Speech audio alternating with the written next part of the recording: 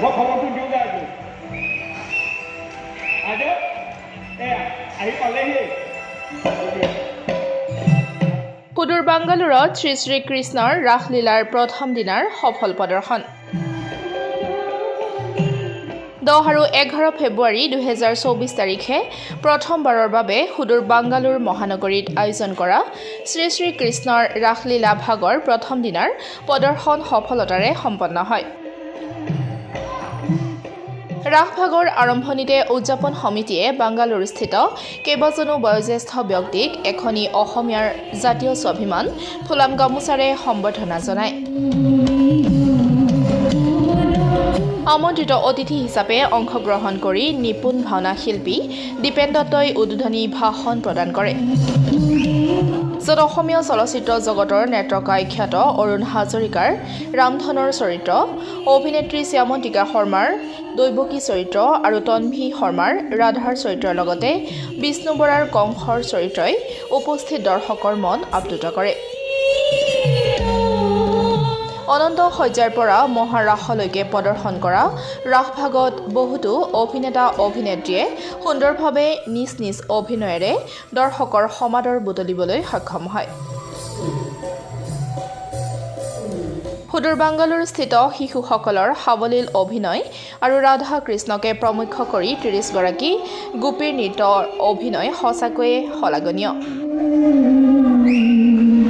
অসমৰ যোৰহাট টিয়কৰ অন্যতম নাট্যগোষ্ঠী প্ৰগতিশীল যুৱ সংঘৰ পৰা নিমন্ত্ৰণ কৰি নিয়া পৰিচালক সমীৰণ দত্তৰ পৰিচালনা বাদ্যযন্ত্ৰৰ বাদকসকল গীতমাত তথা মঞ্চ সজ্জাৰ কলা কৌশলীসকলৰ অভূতপূৰ্ব প্ৰদৰ্শনে উপস্থিত দৰ্শকৰ মন জয় কৰিবলৈ সক্ষম হয়।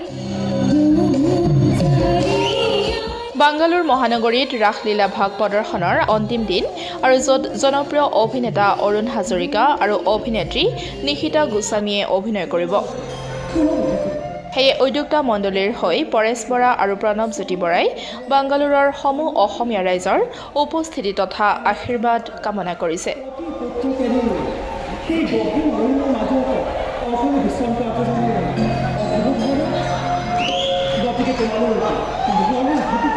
অনুষ্ঠানটো কেনেকুৱা পালে?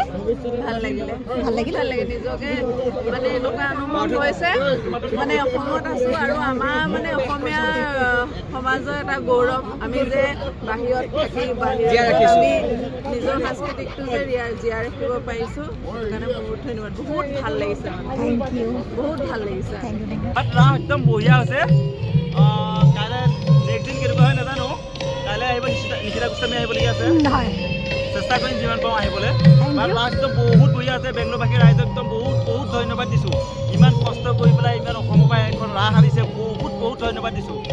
অনুষ্ঠানটো চাই খুব বঢ়িয়া লাগিলে, বহুত ধুনীয়া লাগিলে। বেংগলোৰ চিটিত এনেকুৱা আমাৰ অসমীয়া ফাংচন পাতিছে বা ৰাস পাতিছে, কিমান ধুনীয়া লাগিছে। আমিতো আজি মন্দিৰত চাব পৰা নাই, হ'লেও চাইছোঁ আৰু ভাল লাগিলে। আৰু এছ'চিয়েশ্যনলৈ অনেক ধন্যবাদ যে এনেকুৱা এটা অনুষ্ঠান সুদূৰ অসমৰ পৰা সকলো শিল্পীকে আমন্ত্ৰণ কৰি আনি ইয়াত আনি পেলাই এনেকুৱা এটা অনুষ্ঠান ইয়াত উদযাপন কৰিছে, তাৰ বাবে অশেষ ধন্যবাদ সকলোলৈকে। বৰ ধুনীয়া লাগিলে। Thank you. চব ভাল লাগিলে, ভাষাই নাই। Thank you. ভাল লাগিলে, ভাল লাগিছে। কাইলৈ আহিব দেই।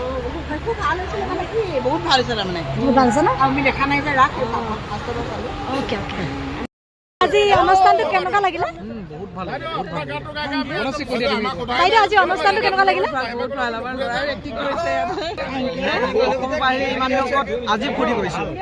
একচুৱেলি ভাল লাগিলে, বহুত ভাল লাগিলে। Thank you. বহুত সুখী আজি ৰাস চাই। বেংগলোৰ চাই পাইছোঁ, বহুত ভাল লাগিলে। Thank you. আজি বেংগলোৰ অসমবাসী ৰাইজৰ মই বহুত ধন্যবাদ দিছোঁ, কিয়নো সদৌ অসম ভিত্তিৰ পৰা আহি আমি যে ইমান সদৌ দূৰণিত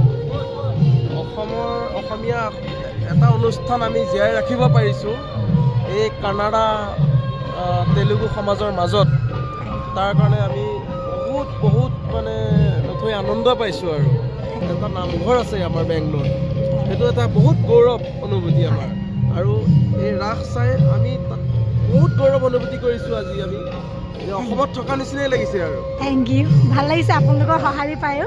বহুত ভাল লাগিছে মই গুৱাহাটীৰ ৰাস চাই থকা নিচিনা লাগিছে আজি। অঁ কেনেকুৱা লাগিলে ধুনীয়া লাগিছে ৰাস চাই থেংক ইউ তাই মনটো বেয়া লাগিলে তোমালোকৰ ভাল Thank you. ধুনীয়া লাগিলে থেংক ইউ থেংক ইউ বহুত ভাল লাগিছে বহুত ভাল লাগিছে থেংক ইউ মই খবৰটো দিওঁগৈ আজি আজি এয়া আহি পালেহি জামুগুৰি হাটৰ পৰা চন্দন শৰ্মাৰ ৰিপৰ্ট ডেমক্ৰেটিক আছাম।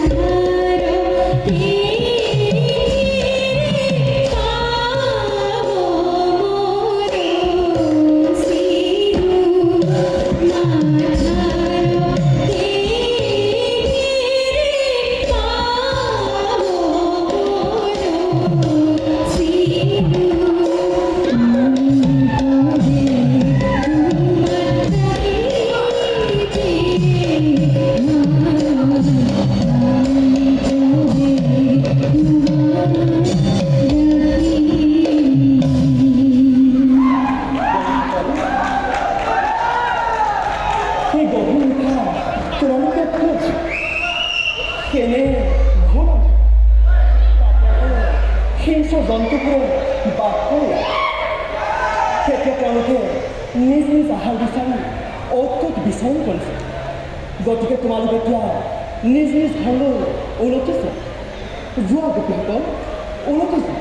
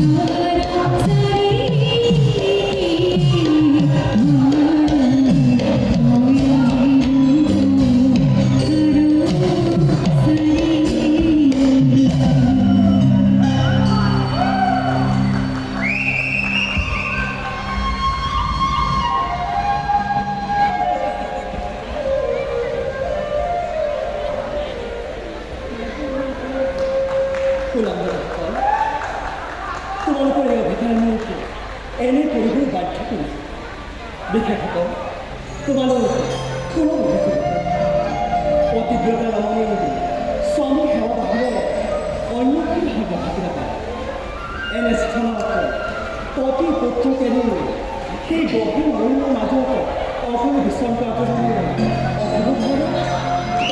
গতিকে তোমালোকে ঘৰলৈ ঘটিব তোমালোকক বিচাৰি নাপায় তোমালোকৰ পতি পুত্ৰ আত্মীয় স্বজনসকলে নানা অমংগল চিন্তা কৰি নানা ঠাইত তোমালোকক অন্বেষণ কৰি থৈছে গতিকে তোমালোকে ঘৰলৈ ঘটিব যোৱা গোবিন্দ শীঘ্ৰে ঘৰলৈ উভতি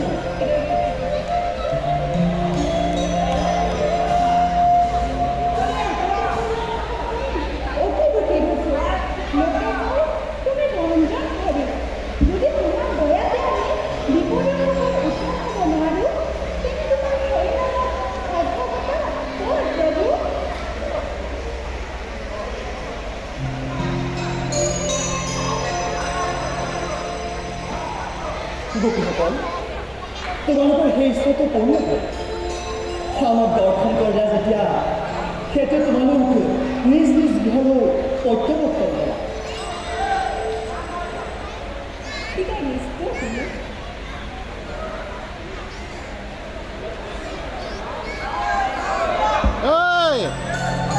তপামৰা ভাঙিম তোৰ